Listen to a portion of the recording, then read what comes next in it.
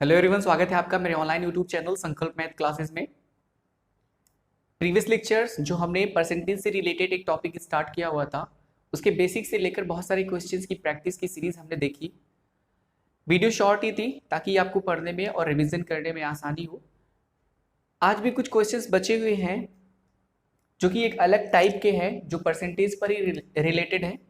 तो इन क्वेश्चंस को भी हम प्रैक्टिस करते हैं ताकि इस टाइप के भी अगर कोई क्वेश्चंस हमें मिले एग्जाम में तो फिर हम उसे भी आसानी से सॉल्व कर ले जाए। ठीक है, तो चलिए सबसे पहले देखते हैं कि क्वेश्चन है क्या, जो हमने पहले नंबर पर लिया हुआ है।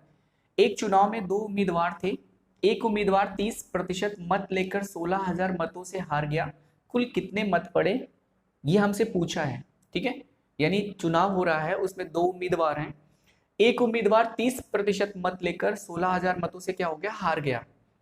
अब अगर यहाँ पर थोड़ा सा फोकस करें तो एक उम्मीदवार 30% मत पाया है, तो दूसरा उम्मीदवार कितना पाएगा, 70% पाएगा ना, क्योंकि टोटल 100% होता है, उसमें से 30% एक उम्मीदवार को मिला, तो दूसरे उम्मीदवार को कितना मिलेगा, 70%।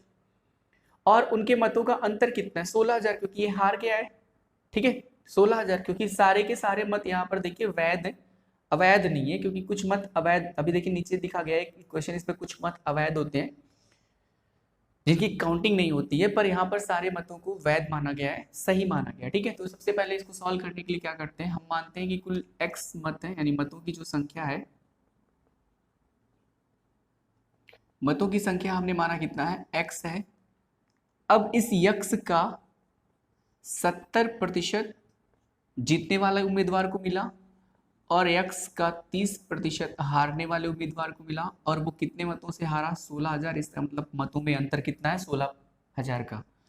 x का 70% निकालेंगे तो यक्स गुणे 70/100 माइनस x गुणे 30/100 बराबर 16,000।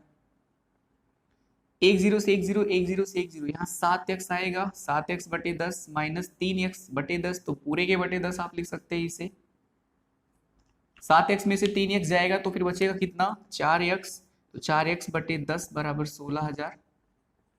x की वैल्यू फाइंड करेंगे तो 10 का यहाँ होगा गुणा और 4 का होगा भाग।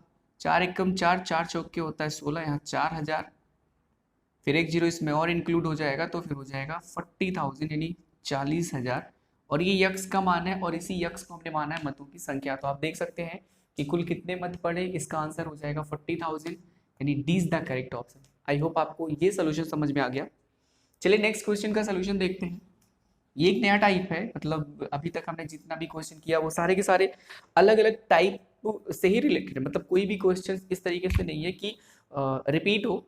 आपने अभी तक जितना भी वीडियो देखा परसेंटेज पे रिलेटेड जो क्वेश्चंस जिसपे हमने सॉल्व किए हैं, उसमें आपने देखा होगा कि हर एक क्वेश्चन डिफरेंट है, अलग है। ठीक है, तो यहाँ पर हर एक क्वेश्चन एक अलग अलग टाइप का है। जब आप इन्हें पूरे तरीके से पढ़कर इनको एक साथ देखेंगे, मतलब सोचेंगे, तो फिर आपको दिखेगा कि ये बहुत सारे क्वेश्चंस की प्रैक्टिस आपने की जो कि अलग अलग टाइप के हैं, और इनमें से कोई भी एक टॉपिक, कोई भी एक टाइप अगर आपको एग्जाम में मिलेगा तो आप उसे बड़ी आसानी से सॉल्व कर लेंगे। ठीक है, सेकंड क्वेश्चन जो हमने लिया है, दो उम्मीदवारों के बीच एक चुनाव में एक उम्मीदवार को कुल वैध मतों के 55% मत मिले। यदि कुल मत 15,200 हो तथा 15% मत अवैध घोषित कर दी जाए, यानी 15% ऐसे मतों जिनकी काउंटिंग ना हो, तो दूसरे उम्मीदवार को कितने वैध मत मिले हैं, ये चीज हमें फाइंड करना है। तो कुल मत कितने दिए गए हैं, ये सबसे पहले देखिए। कुल मत जो है वो है 15,200, यानी कुल मतों की संख्या कितनी है, 15,200 है। उसमें से 15% अवैध है, तो वैध मत कितने होंगे, वैध मत कितने होंगे, या वैध मतों की संख्या कितनी होगी। अगर 15% अवैध है तो टोटल 100 होता है, तो फिर 15,200 का 100 में से 15% माइनस कर दीजिए तो कितना आएगा, 85% आएगा। यानी इतने मत वैध है, इसको सिंप्लीफाई कर लीजिए, 85/100, ये दो जीरो यहाँ से हट जाएंगे, ये आ गया 152 गुणे कितना, 85। इसको सिंप्लीफाई कर लेते हैं तो ऊपर और नीचे लिखकर इस तरीके से सॉल्व कर लेते हैं, 152 गुणे 85, 5 दूनी 10, 5 पचे 25, 1 26, 5 करन 5, 2 7, 8 दूनी 16, 8 पंजे 40, 1 41, फिर 8 करन 8, 4 12, 0 6 6 12, 7 1 8 1 हो गया 9, फिर 2 और ये, यानी 12,920 ये वैध मतों की संख्या है। अब उम्मीदवार को जो पहला वाला उम्मीदवार है उसे वैध मतों का 55% मिला। हमसे पूछा कि जो दूसरा उम्मीदवार है उसको वैध मत का कितने प्रतिशत मिलेगा। तो अगर 55% वैध मत का एक उम्मीदवार को मिल चुका है तो दूसरे उम्मीदवार को कितना मिलेगा, 100 माइनस 55 मतलब 55, यानी 100 में से 55 माइनस कर देंगे तो कितना आएगा, 45%। यानी जो दूसरा उम्मीदवार है उसको इस मत का यानी 12,920 का 45% मिलेगा, है कि नहीं। यानी जो दूसरा उम्मीदवार है उसको इतना मिलेगा, दूसरे उम्मीदवार को इतना मिलेगा। ठीक है, इसको सिंप्लीफाई कर लीजिए क्योंकि 45 और 55 को जोड़ेंगे तो टोटल 100 हो जाएगा। एक को 55 मिल चुका है तो दूसरे को 45 ही मिलेगा। ये हो जाएगा 12,920 गुणे 45 बटे कितना 100। एक जीरो यहाँ से हटा दीजिए, फिर यहाँ पर देखिए 5 से कट जाएगा तो 5 9 45, फिर 5 दूनी 10, 2 से ये कट जाएगा, 2 छक 12, 2 चौक 8, 2 छक 12, यानी 646 गुणे कितना 9, मल्टीप्लाई कर लीजिए तो 6 9 में हो गया 54, हासिल 5, और फिर 9 चौक होगा 36, 36 और 5 होता है 41, फिर 9 छक 54, 54 और 4 58।